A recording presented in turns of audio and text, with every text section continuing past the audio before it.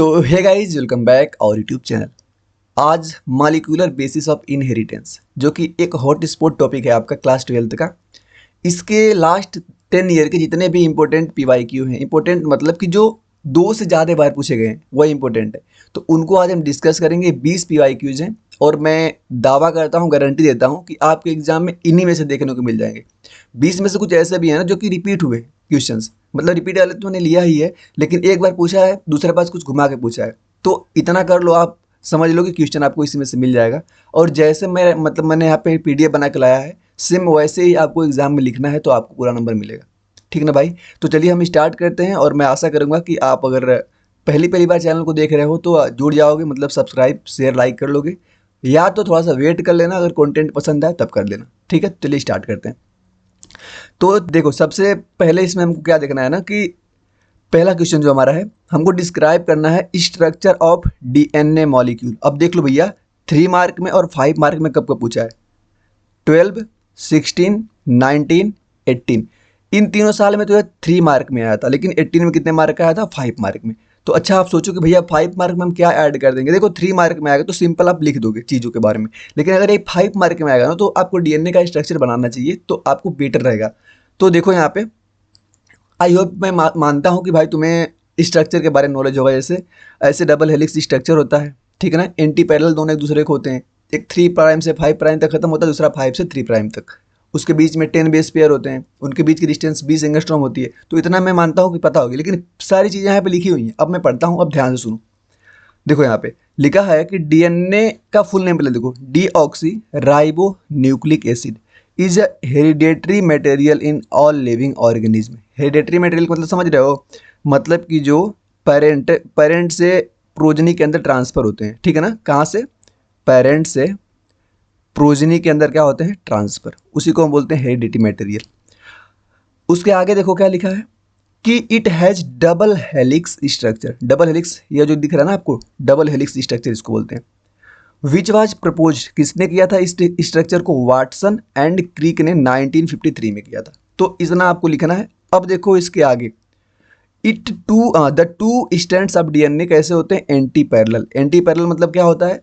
जैसे यह एक वाला लाइन देखो, यह एक देखो, अगर यह 3 प्राइम से यहाँ से स्टार्ट होगा ना, तो यहाँ पे कहाँ पे खत्म होगा? 5 प्राइम में।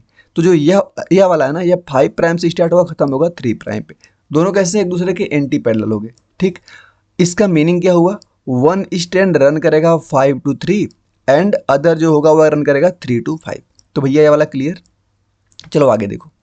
Next, the backbone of DNA strand is made up of alternating deoxyribose sugar and phosphate group. Deoxyribose sugar और फॉस्फेट ग्रुप से मिलकर इसका क्या? साइटोस्केलेटन बना होता है। साइटोस्केलेटन मतलब देखो यहाँ पे, जैसे आपको यह वाला जो पार्ट दिख रहा है ना, यह और यह इसका क्या है? साइटोस्केलेटन। तो इसमें होते क्या क्या है? इसमें होता है शुगर। क्या होता है? Sugar and phosphate. अब इन शुगर और फॉस्फेट को जोड़ने के लिए बीच में आपका क्या होता है? नाइट्रोजनस बेस होते हैं। ठीक ना, नाइट्रोजनस बेस को हम काउंट नहीं करते हैं। किसमें किसमें काउंट नहीं करते हैं? इसके बैकबोन में काउंट नहीं करते हैं। तो ध्यान देना यहाँ से एक बात, ठीक है ना। अब यह देखो, डीऑक्सीराइबोज शुगर और जो फॉस्फेट ग्रुप होते हैं, इनको क्या बोलते हैं? जल्दी बताओ, इनको क्या बोलते हैं? यहाँ पे आपको एक क्वेश्चन का आंसर देना है, न्यूक्लियोटाइड में ना एंड न्यूक्लियोसाइड में डिफरेंस बताना है। न्यूक्लियोसाइड में, ये आपका क्वेश्चन है। आई होप कि पता होगा। यह आएगा तो आपका यह मतलब कम मार्क में आएगा। ठीक, तो यह क्वेश्चन आप कमेंट में दोगे। ऐसे एक क्वेश्चन मुझे अगर याद आता रहेगा तो मैं आपसे पूछता रहूँगा। अब चलो आते हैं अपनी अगली स्लाइड पे, स्लाइड नंबर 2। अच्छा हाँ, अभी उसी में, हाँ। तो अब देखो, द नाइट्रोजनस बेस जो होते हैं भाई, वह कितने प्रकार के होते हैं? 4 प्रकार के। कौन कौन से होते हैं? Adenine, guanine, cytosine, thymine. यह जो हमने लिखा ना, ये किसके अंदर लिखा? यह चीज़ें हमने डीएनए के अंदर। किसके? डीएनए। लेकिन अगर यही बात हम आरएनए की करें ना, आरएनए की, तो जहाँ पे थाइमिन है, थाइमिन थाइमिन थाइमिन की जगह पे यहाँ पे यूरासिल यूज होता है। क्या ध्यान देना है? और सारे सेम ही रहेंगे, ठीक ना, और सारे सेम ही रहेंगे। एडेनिन होगा, उसमें ग्वानिन होगा, साइटोसिन होगा, लेकिन लास्ट में अगर आरएनए है तो थाइमिन ना होगा, क्या होगा वहाँ पे? यूरासिल होगा। यह भी क्लियर।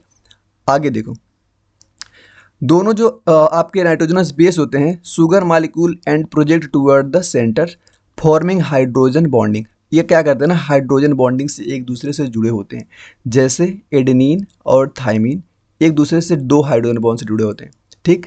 साइटोसिन और ग्वानिन यह आपके 3 हाइड्रोजन बॉन्डिंग से जुड़े होते हैं। देखो यहाँ पे लिखा है कि एडेनिन ए, थाइमिन कितने, 2 हाइड्रोजन बॉन्ड से जुड़े होते हैं, guanosine and cytosine 3 hydrogen bond से जुड़े होते हैं। तो यहाँ तक भाई मैंने हर एक पॉइंट को हर एक लाइन लाइन में समझा रहा हूँ आपको, ताकि ऐसा ना हो कि मैं बोल दे रहा हूँ कि ये आएगा, कैसे आएगा, कैसे लिखना है, मैं वो भी समझाने का प्रयास कर रहा हूँ आपको, ठीक है ना। तो चलिए आगे देखो, the two strands are twisted around each other to form right handed double helix. देखो इसको मैं बोल रहा है ना, ट्विस्ट ऐसे हुआ है ना, ट्विस्टेड, कैसे कैसे हुआ है twisted, right handle double helix जैसे, यह भी clear. DNA is packaging with protein, DNA को हम प्रोटीन से पैकेज करते हैं, जिसको हम क्या बोलते हैं, कौन सी प्रोटीन होती है उसमें, उसमें होती है आपकी हिस्टोन प्रोटीन। हिस्टोन प्रोटीन, ध्यान देना कि डीएनए जो पैकेज करते हैं ना उसको प्रोटीन के द्वारा करते हैं, ठीक है भाई, लेकिन कौन सी प्रोटीन होती है, हिस्टोन प्रोटीन होती है। To form chromatin in eukaryotic cell.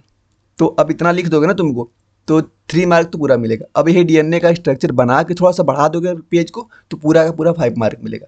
यहाँ तक क्लियर, कोई दिक्कत यहाँ तक नहीं, कोई दिक्कत नहीं है। चलो अब आते हैं अपने अगले क्वेश्चन पे। अगला क्वेश्चन है, आपको एक्सप्लेन करना है डीएनए रेप्लिकेशन इन प्रोकैरियोट्स में। डीएनए रेप्लिकेशन समझाना है हमको प्रोकैरियोट्स के अंदर। चलो देखो क्या कैसे समझाना है आपको। 5 मार्क में 15, 18 और 20, तो आप समझ सकते हो क्वेश्चन इंपॉर्टेंट है। देखो DNA replication is semi conservative process. Semi conservative process का मतलब अगर आपको समझाऊं तो देखो डीएनए आपका ऐसा होता है, डीएनए ऐसा होता है, इसको बोलो आपका यह ओल्ड स्ट्रैंड, कैसा, ओल्ड स्ट्रैंड। अगर मैं इसको तोड़ दूं, ठीक है ना, इसको मैं 1 नंबर बोलता हूँ, इसको मैं 2 नंबर बोलता हूँ, 1 नंबर और 2 नंबर को मैं ऐसे अलग अलग कर दूं, फिर इससे मैं एक और कलर लेके आता हूँ, ठीक ना, इसके फिर देखा गया कि यह एक अलग कलर बना के एक अलग डीएनए बना लिया, यह एक अलग डीएनए बना लिया। मतलब कि इसमें जो यहाँ पे जो हमने ग्रीन बना लिया है 1-2 बोल रहा हूँ, यह देखो आपके न्यू है, कैसे हैं, न्यू, और यह जो है आपकी ओल्ड है, रेड वाला जो है। तो देखो एक ओल्ड से क्या हो गया, नए नया बन गया ना, तो कैसे, सेमी, मतलब आधा से बन गया पूरा का पूरा, तो उसको बोलते हैं सेमी कंजर्वेटिव प्रोसेस। इसका मीनिंग क्या होती है, daughter DNA. Daughter DNA molecule consist of, आगे देखो, 1 parental stand and 1 newly synthesized stand, जो हमने आप बताया। प्रोसेस देखो इसमें कैसे होता है, इतना आसानी से तो मैंने बना दिया, लेकिन इसका प्रोसेस क्या होता है, कैसे होता है, इसको समझो कि the process occur in following stage. कुछ इसमें स्टेप्स होते हैं, जैसे सबसे पहला इनिशिएशन होता है। इनिशिएशन क्या होता है, इनिशिएशन में इसमें replicate begins at the specific site, जिसको हम ओरिजिन ऑफ रिप्लिकेशन बोलते हैं। In prokaryotes such as Escherichia coli replication start at a single origin site. दूसरा वो जो होता है उसको हम अनवाइंडिंग बोलते हैं, अनवाइंडिंग, जिसमें एक एंजाइम कार्य करती है जिसको हम हेलिकेज बोलते हैं। ये हेलिकेज जो होती है डीएनए का जो डबल हेलिक्स स्ट्रक्चर बना हो उसको खोलने का कार्य करती है, ठीक है ना। सिंगल स्ट्रैंडेड बाइंडिंग प्रोटीन, जिसे ऐसे देखो, अगर मैं कोई धागा बहुत ज़्यादा लपेटा हुआ है तो वहाँ पे एक बार सोचना कि अगर हम उसको खोलें तो पीछे से फिर मुड़ता जाएगा ना, एक ओर से खोल रहे हैं फिर देखेंगे पीछे से अपने आप फिर वो से मुड़ता जा रहा है। तो यह जो एंजाइम होती है ना, कौन सी, यह जो आपको दिख रही है enzyme, single strand binding protein, यह प्रोटीन को खोल के फिर वहीं पर रख देता है ताकि दोबारा दोबारा फिर ना उलझे एक दूसरे में। तो यह वह काम करता है। टू सिंगल स्ट्रैंड प्रिवेंट करता है दोबारा उसको ना उलझने में। दोनों पॉइंट क्लियर। थर्ड पॉइंट देखो, थर्ड पॉइंट में प्राइमर सिंथेसिस। प्राइमर सिंथेसिस, यह द एंजाइम प्राइमेज यहाँ पे कार्य करती है। अ शॉर्ट आरएनए प्राइमर को हम 3 प्राइम से 3 OH group for DNA polymerase to begin adding the nucleotides. 3.4 देखो, the enzyme DNA polymerase third. DNA polymerase third नाम की एक एंजाइम होती है जिसको हम ऐड करते हैं न्यूक्लियोटाइड के पास में, तो वह क्या बनाती है, कंप्लीमेंट्री बनाती है डीएनए टेम्पलेट 5 के 3 में। जैसे मैंने बोला ना कि यह आपका पुराना वाला था और ये आपका नया वाला बन रहा है। तो नया वाला जो बन रहा है ना, तो अगर मान लो ये 5 प्राइम था पुराना वाला और 3 प्राइम था, तो नया वाला कैसा बनेगा, जल्दी बताओ। नया वाला ये 3 प्राइम बनेगा या 5 प्राइम बनेगा। तो 3 प्राइम जो बन रहा है ना, किसके वजह से बन रहा है, डीएनए पॉलीमरेज थर्ड की वजह से बन रहा है, ठीक है ना। अब देखो, the leading strands of synthesized continuously while the lagging strand is synthesized in short fragments, जिसको हम बोलते हैं ओकाजाकी फ्रेगमेंट, ठीक है ना। तो मैंने 4 पॉइंट यहाँ पे आपको समझा दिए। आते हैं अपने अगले पॉइंट पे जिसको हम बोलते हैं ज्वाइनिंग। ज्वाइनिंग देखो, अब देखो ज्वाइनिंग वर्ड जहाँ पे दिखे ना, तो वहाँ पे एक एंजाइम ध्यान देना जिसका नाम होता है लाइगेज। क्या नाम होता है, डीएनए लाइगेज। यही कार्य करती है ना, जो हमने जिसको तोड़ दिया है पहले फिर उसको जोड़ना भी होता है। तो जोड़ने का कार्य कौन करता है, आपका डीएनए लाइगेज करता है। ठीक है ना। पूरा पढ़ते हैं कि द आरएनए पॉलीमरेज को जब रिमूव किया जाता है एंड द एंजाइम, तो डीएनए पॉलीमरेज फर्स्ट जो होती है फिल करती है गैप को फिल करने का कार्य पूछे तो बोलोगे आप DNA polymerase first. With DNA ligase seal the nick between the Okazaki fragments forming the continuous stand. 6 point देखो टर्मिनेशन बोलते हैं, जो कि लास्ट है। टर्मिनेशन में क्या होता है, रेप्लिकेशन इंड होता है यहाँ पे। व्हेन द रेप्लिकेशन फोर को जो बना हुआ था उसको जब हम मिला देते हैं, और termination sites in prokaryotic protein called TUS help करती है टर्मिनेशन द रेप्लिकेशन। देखो यहाँ पे बस थोड़ा सा लिख दोगे ना, काम चल जाएगा। अब देखो इतना अगर लिखोगे तो आपको कितना मिलेगा, 5 मार्क प्लस 5। तो भाई यहाँ तक चीज़ें क्लियर हो रही है ना। चलो, और किसी के माइंड में क्वेश्चन भी आ रहा होगा कि भैया बहुत लोग जुड़े हुए हैं टेलीग्राम पे, लेकिन ये PDF मुझे यही वाली चाहिए, तो कहाँ पे मिलेगा। आप मेरे टेलीग्राम को ज्वाइन कर लीजिए, लिंक डिस्क्रिप्शन में है। यहाँ पे पढ़ाने से पहले मैं वहाँ पे PDF अपलोड कर देता हूँ, ताकि अगर किसी को पहले ही वहाँ पे देखना हो तो वहाँ पे देख सकता है, ठीक है ना। अब देखो इसका की पॉइंट क्या है कि DNA रेप्लिकेशन जो होता है कैसा होता है, बाई डायरेक्शन होता है। ये क्वेश्चन आपके MCQ के लिए है, ठीक है ना, कि अगर DNA रेप्लिकेशन के बारे में पूछे तो आप बोलोगे कि भैया यह जो होता है आपका बाई डायरेक्शनल होता है। एक टोपो आइसोमेरेज नाम का भी एंजाइम होती है जो प्रिवेंट्स करती है super coiling during the replication by the cutting rejoining DNA state. चलो ठीक है ना, तो इतना हो गया। अब आते हैं अपने क्वेश्चन नंबर 3 पे। बहुत, अरे बाप रे, देख लो, समझ आ रहा ना ये क्वेश्चन को देख के। 14, 17, 19, 21, इनमें 3 में, इसमें 5 मार्क में, 3 और 5 मार्क में। इसको लगाओ तो मोस्ट इंपॉर्टेंट क्वेश्चन। इसको मैं आराम आराम समझाऊंगा, ठीक है ना, एक एक लाइन। मोस्ट इंपॉर्टेंट क्वेश्चन है। एक्सप्लेन करना है process of the transcription in eukaryotic के अंदर, ट्रांसक्रिप्शन को बताना है। स्टार्ट करना, रेडियो क्वेश्चन को देख लिए ना। चलो आओ। Transcription is the process which a segment of DNA is copied into the RNA by the enzyme RNA polymerase। देखो यहाँ पे बताता हूँ इन्होंने क्या बोला। इन्होंने बोला कि यह ट्रांसक्रिप्शन एक प्रोसेस होता है जिसमें हम क्या करते हैं, DNA की एक कॉपी कन्वर्ट होती है RNA में। जैसे देखो पता होगा आपको कि जब DNA कन्वर्ट होता है DNA के अंदर, तो इस प्रोसेस को हम बोलते हैं रेप्लिकेशन। क्या बोलते हैं, रेप्लिकेशन, जो कि मैंने पीछे पढ़ा। अगर DNA कन्वर्ट हो रहा है RNA के अंदर, तो इसको हम बोलते हैं क्या, ट्रांसक्रिप्शन। अब यह RNA बनता है प्रोटीन, RNA फिर जाता है बनने क्या, प्रोटीन बनाता है, प्रोटीन। तो इस प्रोसेस को हम बोलते हैं ट्रांसलेशन। क्या बोलते हैं, ट्रांसलेशन। तो हमें अभी देखो पहला प्रोसेस हम रेप्लिकेशन को देख लिए, रेप्लिकेशन को। अब क्या देख रहे हैं, ट्रांसक्रिप्शन को। क्या देखेंगे, या DNA किसी सेगमेंट से क्या बन जाएगा, RNA बन जाएगा, तो उसको हम बोलते हैं क्या, ट्रांसक्रिप्शन। यहाँ तक दिक्कत नहीं ना कोई। अब देखो इतना आसानी से नहीं बनता, इसमें का एंजाइम कार्य आती है जिसका नाम होता है RNA पॉलीमरेज। अगर आपसे पूछे कि प्रोसेस बताओ भैया, प्रोसेस क्या क्या होता है, प्रोसेस देखो ध्यान से। सबसे पहले इनिशिएशन, मतलब स्टार्ट कैसे होता है। ट्रांसक्रिप्शन स्टार्ट होता है at promoter region. Promoter region किसे कहते हैं बता रहा हूँ। प्रमोटर रीजन देखो, एक होता है प्रमोटर रीजन और एक होता है टर्मिनेटर रीजन। तो स्टार्ट कहाँ से होता है, प्रमोटर रीजन से। Of the gene in eukaryotes की अगर आप बात करें तो RNA पॉलीमरेज सेकेंड बाइंड करता है प्रमोटर साइट पे with help of the transcription factor, जो कि इनिशिएट करता है।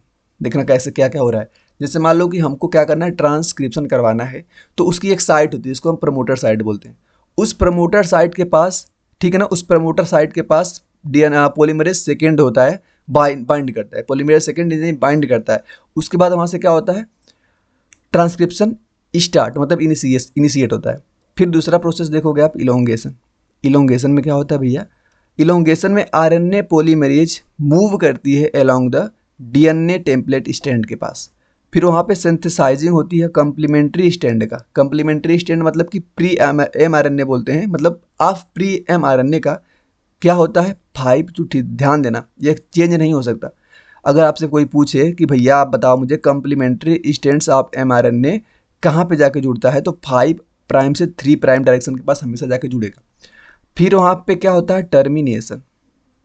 टर्मिनेशन में क्या होता है, ट्रांसक्रिप्शन स्टॉप होता है when RNA polymerase reaches a termination single on the DNA the pre mRNA strand then release. देखो मैंने क्या बताया ना, ऐसे एक मान लो डीएनए का स्ट्रैंड मैं एक ले रहा हूँ, इस साइड को मैं बोल रहा हूँ प्रमोटर साइड, ठीक है ना, प्रमोटर, इसको मैं बोल रहा हूँ टर्मिनेटर साइड। तो यहाँ पे क्या होगा ना, यहाँ पे क्या होगा ना, एक फैक्टर होता है, इसको हम रो फैक्टर बोलते हैं, ठीक है ना, रो फैक्टर बोलते हैं। यह फैक्टर आके यहाँ पे जुड़ेगा, ठीक, और यहाँ पे पॉलीमरेज सेकेंड एंजाइम यहाँ पे होगी, पॉलीमरेज सेकेंड।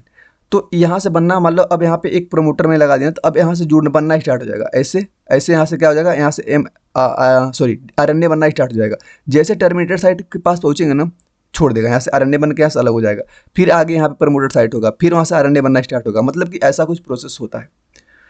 उसके बाद देखो 4 जो पढ़ना है हमको, पोस्ट ट्रांसक्रिप्शनल मॉडिफिकेशन एक चीज़ होती है, इसको हम कैपिंग बोलते हैं, मतलब कैपिंग इसके अंदर पढ़ेंगे। कहाँ पे आपसे पूछेगा कैपिंग किस प्राइम पे होती है, आप बोलोगे भैया 5 प्राइम के पास। इज एडेड टू इंड, कहाँ पे, 5 end to the pre mRNA protect it to form degradation. तो यहाँ तक आप लिख ही लोगे, मुझे पता है, चैप्टर इंपॉर्टेंट है, ध्यान से भी देख रहे होगे मुझे। And assist in ribosome binding during the translation.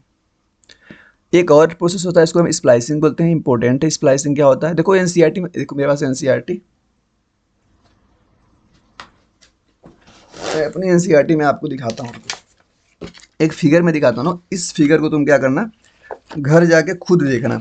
Splicing वाला जो प्रोसेस मैं बोल रहा हूँ ना यहाँ पे, उस फिगर को तुम एक बार खुद देखोगे।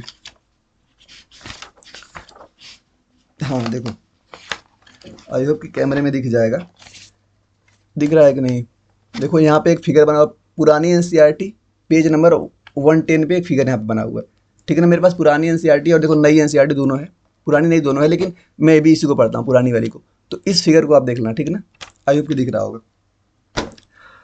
अब देखो फिर एक और प्रोसेस होता है, इसको हम बोलते हैं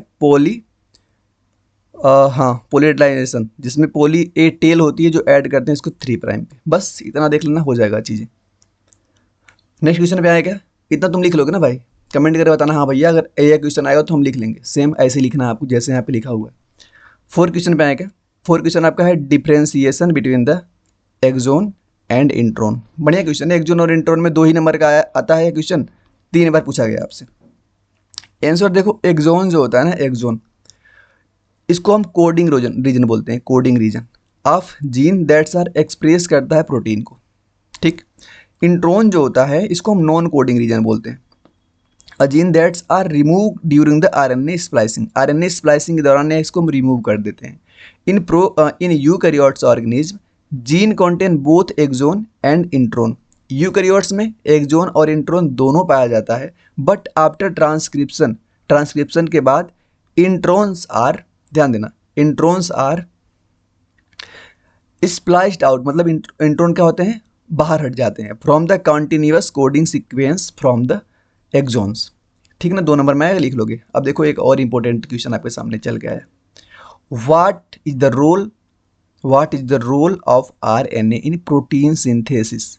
डिस्क्राइब करिए आप the different type of RNA involve, protein synthesis के लिए आरएनए का रोल बताओ प्रोटीन सिंथेसिस में, साथ में कौन कौन सा आरएनए इसमें इन्वॉल्व होता है उसको बताना है। क्वेश्चन देख लो, 3-5 मार्क में पूछा है, यह देख लो 14, 16, 19, 21 में 5 मार्क आया था। चलो ठीक है, स्टार्ट करते हैं।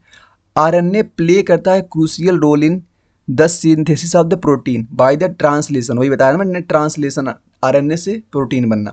The genetic code from DNA to amino acid sequence. 3 प्रकार के आरएनए को हमको पढ़ना होता है। एक होता है आपका mRNA, फुल नेम होता है उसका मैसेंजर आरएनए। क्या करता है मैसेंजर आरएनए, कैरी करता है the genetic information from the DNA to the ribosome where is it translated to a specific protein. TRNA की बात करो, इसको बोलते हैं हम ट्रांसफर आरएनए। ब्रिंग करता है the appropriate amino acid to the ribosome based on the codon sequence of the mRNA। Each tRNA has anti codon that's pair with specific codon on the mRNA। Third जो पढ़ना है उसको बोलते हैं अब rRNA, important होता है, ribosomal पूरा नाम होता है इसका। Form the structure and the catalyst component of the ribosome. Facilitate the formation of peptide bonds. बताइए आपका कोई एमिनो एसिड दूसरे पेप्टाइड बॉन्ड के थ्रू जुड़े होते हैं between the amino acid during the protein synthesis. तो लिख लोगे ना, इंपॉर्टेंट, जैसे मैंने बोला भैया लिख लेना उसको। 6 पॉइंट देखो, 6 5 मार्क में 3 बार पूछा हुआ है। आंसर देखो। अच्छा हाँ, लाइकोपेरान बहुत इंपॉर्टेंट है भाई भाई लाइकोपेरान वाला क्वेश्चन है। लाइकोपेरान बैक्टीरिया के अंदर बताना है, देखो ध्यान से सुनना है इसको। The lac operon is a classic example of gene regulation. किसका एग्जाम्पल है? Gene regulation. बट भाई कहाँ पे? In prokaryotes. Bacteria like Escherichia coli क्या करता है, कैसे होता है, इसको देखो ध्यान से। It controls the metabolism of the lactose in the cell. Lactose की मेटाबॉलिज्म को कंट्रोल करता है। The lac operon consist of the structural, 3 type के जीन उसमें होते हैं। कौन कौन से होते हैं भैया? Like Z gene, like Y और लाइक ए। दैट, जल्दी बताओ, that encode enzyme required for the lactose metabolism.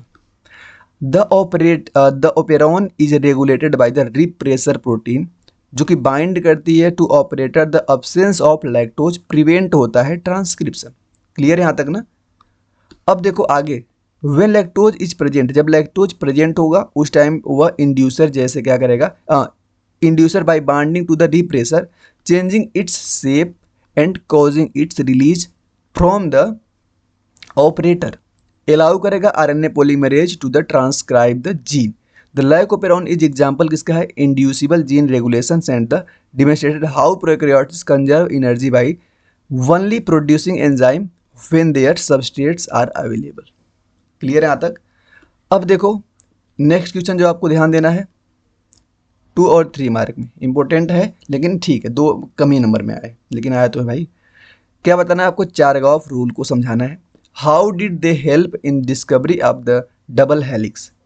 तो चारगॉफ रूल को समझे, कुछ नहीं होता है, इजी सा रूल होता है। क्या बोला था इन्होंने कि the amount of adenine equal to thymine, the amount of guanosine equal to cytosine. कैसे हम बोल सकते हैं? ए बराबर टी, जी बराबर सी, यही बोला था इन्होंने। These rules were critical in discovery of the DNA double helix because they suggested that DNA consist of the complementary strands with specific pairing. A T से जुड़ा होता है, जीसी से, helping the Watson and creek deduce the structure of DNA. कुछ नहीं था, simple था। 8 question explain करना है, the mechanism of DNA fingerprinting को आपको एक्सप्लेन करना है। इंपॉर्टेंट क्वेश्चन है, ठीक, आराम से कर दोगे, कोई दिक्कत नहीं है। 3 और 5 मार्क में आया है। और बाप रे, देख लो भाई, 12, 14, 17, 20, चलो मतलब कि यह ज़्यादा इंपॉर्टेंट है। पता क्यों? क्योंकि यह जितना बार पूछा है ना उतना बार बड़े बड़े नंबर हैं, मतलब 3 बार 5 मार्क में आया, इसलिए ज़्यादा इंपॉर्टेंट है। तो चलो देखते हैं। DNA fingerprinting also known as DNA profiling is a technique use to identify the involve based on the their unique DNA parents. इसका हम यूज करते हैं क्योंकि हम मानते हैं कि जो डीएनए होता है ना, लगभग ऑलमोस्ट ऑल ऑर्गेनिज्म में सेम होता है। 0 पॉइंट एनसीईआरटी में 99.9% सेम होता है ना, एनसीईआरटी में लाइन लिखी हुई है। तो उसीलिए क्या कर सकते हैं हम, डीएनए फिंगरप्रिंटिंग से किसी चीज़ का पता कर सकते हैं। इसमें स्टेप्स क्या होते हुए? पहला स्टेप होता है डीएनए एक्सट्रैक्शन। इसमें डीएनए को हम आइसोलेट करते हैं फ्रॉम द सेल। कहाँ कहाँ से कर सकते हैं? ब्लड से, हेयर से, सलाइवा से। कलेक्ट करता है इंडिविजुअल। सेकेंड से है तो digestion with restriction enzyme, RE से हम इसको डाइजेस्ट करवाते हैं। The DNA it cut into the fragments using the specific restriction enzyme which recognize and cut at the particular sequence. Third step करवाते हैं हम gel electrophoresis. The DNA fragments are the separates blood on the size of using gel electrophoresis. Smaller fragments जो होते हैं move करते हैं faster, और जो लार्जर होते हैं वो धीरे धीरे जाते हैं। फोर्थ साउथर्न ब्रोडनिंग टेक्निक होती करवाते हैं। ये क्या करती है? सेपरेट करती है डीएनए फ्रेगमेंट्स को, are transformed on the gel into the nylon membrane के ऊपर। फिफ्थ, इसमें hybridization with the radio active probes डालते हैं। रेडियो एक्टिव जो होते हैं जिसको हम DNA probes which are complementary to the variable number tendon repeats जिसको हम वीएनटीआर्स बोलते हैं, और शॉर्ट टेंडन रिपीट्स एसटीआर्स बोलते हैं, उसको हम ऐड करते हैं to the membrane. The probe bind करता है स्पेसिफिक डीएनए सीक्वेंस के ऊपर। डिटेक्शन लास्ट स्टेज होता है the membranes in exposed to X-ray films or fluorescence detector to visualize the unique DNA patterns on the bands। ठीक है ना? अगर मुझे समझाना होता ना भाई, मैं बहुत ज़बरदस्त समझाता। मतलब अगर मेरे पास ऐसा होता कि मैं डीएनए फिंगरप्रिंटिंग को बैठा हुआ, वैसे तो एक क्लास में बस डीएनए फिंगरप्रिंटिंग को ही पढ़ाया जाता है, तो आप इतना जल्दी कैसे समझ पाओगे? तुम्हारी अगर नहीं समझ आ रहा है तुम्हारी गलती नहीं है, बस अभी एग्जाम अगर पास में है तो ऐसे तुम लिख लेना। अगर समझ गए, मतलब पहले से तुम समझे हो डीएनए फिंगरप्रिंटिंग, तब मैं यह चीज़ बता रहा हूँ ना, तुमको कोई दिक्कत नहीं होगी। हाँ भैया ठीक, मुझे आ गया समझ, रिविजन हो गया। लेकिन पहली बार अगर कोई देख रहा होगा ना, तो बस उसको रट के जाकर एग्जाम में लिखना है, ठीक है ना? क्योंकि वह एक क्लास का क्वेश्चन, एक क्लास का टॉपिक है डीएनए फिंगरप्रिंटिंग। मेडिकल में बहुत इंपॉर्टेंट टॉपिक यहाँ पे माना जाता है। सिंपल अगर तुम समझ लो कि जैसे मान लो कि दो लोग हैं, अगर मान लो कोई चीज़ हमें पकड़ना है, जैसे मान लो रेप की केस हुई है, अगर हमें पकड़ना है, तो इसका डीएनए का सेल निकालो और इसका डीएनए का सेल निकालो, जो जो हमने स्टेप बताया था, ठीक है ना? पहले क्या करते हैं? दोनों का आइसोलेट करते हैं, फिर रिस्ट्रिक्शन एंजाइम के थ्रू उसको क्या करते हैं, काटते हैं, जो क्या करती है ना स्पेसिफिक साइट के ऊपर कट करती है, फिर उसको नायलॉन शीट के ऊपर डालते हैं, ठीक है ना। तो जो जो स्टेप था लास्ट में जब मिलाओगे ना तो दोनों का जो कंप्लीमेंट्री होगा ना, हमने पढ़ा है कि डीएनए कंप्लीमेंट्री एक दूसरे से मिल जाते हैं, जब दोनों को लास्ट में मिलाया जाता है तो मिल जाएंगे तो हम बोलेंगे हाँ भैया यह इसका मतलब रेपिस्ट है। तो ऐसे मतलब केसों को पता किया जाता है, ठीक है ना। थोड़ा सा समझ जाओगे तो आप लिख दोगे इतना। सिग्निफिकेंस देखो यहाँ पे नीचे ऐसा कुछ लिखा भी होगा कि डीएनए फिंगरप्रिंटिंग को वाइडली यूज किया जाता है फोरेंसिक साइंस, वही बोल रहा हूँ मैं, फोरेंसिक साइंस में इसको यूज किया जाता है। पैटर्निटी पैटर्निटी टेस्ट के लिए, आइडेंटिफाई द जेनेटिक रिलेशनशिप के लिए, तो वही बात कुछ ने लिख दिया साइंटिफिक भाषा में। The technique relies on the fact that each individual has unique sets of the VNTR and the STRs expect the identical type। हाँ ये क्वेश्चन आ सकता है, ये क्वेश्चन आ सकता है क्या कि भैया ठीक है सबका सेम होता है लेकिन आइडेंटिकल टाइप का इसमें एक्सेप्शन होता है, ठीक है, देख लेना इसको। नेक्स्ट क्वेश्चन पे आएंगे, what is the genetic codes, mention करिए उसके कैरेक्टर को, 3 मार्क में आया है, ज़्यादा इंपॉर्टेंट, चलो ठीक कर लो। Genetic code is a set of rules by which the sequence of the nucleotides in mRNA translated into the sequence of the amino acids in proteins। each groups of the 3 nucleotides, ठीक, amino acids पहला triplets codes होते हैं, each codons consist होते हैं 3 nucleotides and each codons code करता है 1 amino acids को। degenerates more than 1 codons can same amino acids, for example both UUU UUC codes for polyaniline। non overlapping codons are read करता है one after the without overlapping। Universal rule, non ambiguous और start and stop codon. तो अब इसको आप पढ़ लेना। अब देखो इसके बाद मैं आपको बताता हूँ। अभी देखो यहाँ पे आपके 10 क्वेश्चन मैंने करवाया ना, यहाँ पे देखो 13 14, ठीक, बहुत सारी स्लाइड अभी पड़ी हुई हैं, ठीक, 15 16 ऐसे करके स्लाइड पड़ी हुई हैं और मेरी वीडियो मैक्सिमम 30 मिनट की बनी पाती है, ठीक है ना। तो आज मैं 10 क्वेश्चन को रहने देता हूँ, 10 क्वेश्चन को, 10वें क्वेश्चन को देख लो भाई कौन सा क्वेश्चन, सेंट्रल डोब है ना। 10 क्वेश्चन को मैं रहने देता हूँ और पीडीएफ मैंने अपलोड कर दिया है, जिसको मतलब एकदम जरूरी है कि भैया मुझे अभी देखना है तो जाके पीडीएफ से पढ़ लो, कोई दिक्कत नहीं है। पीडीएफ मेरी है, मैंने ही बनाई है, मेरा उस पर वाटर मार्क है, तो उसको आराम से देख लेना। और अगर मान लो अगर आगे का भी करवाना होगा तो कमेंट का ऑप्शन है, भी बोलना कि भैया आप आगे का भी करवा दो, मुझे समझ आता है या नहीं आता, नहीं आता तो भाई इतना झेल लिए बहुत है, अगर आ गया तो कमेंट कर देना। तो चलो धन्यवाद भाई, रखते हैं। और अभी तक अगर वीडियो को देख रहे हो तो सब्सक्राइब करके जाना यहाँ से, क्योंकि बहुत मेहनत कर रहे हैं भाई, नहीं बोलते हैं सब लेकिन मुझे लगता है कि बोलने का इफेक्ट पड़ता है तो बोल देते हैं, कर लेना और लाइक वगैरह करके बता देना कि हाँ भैया सही। तो धन्यवाद।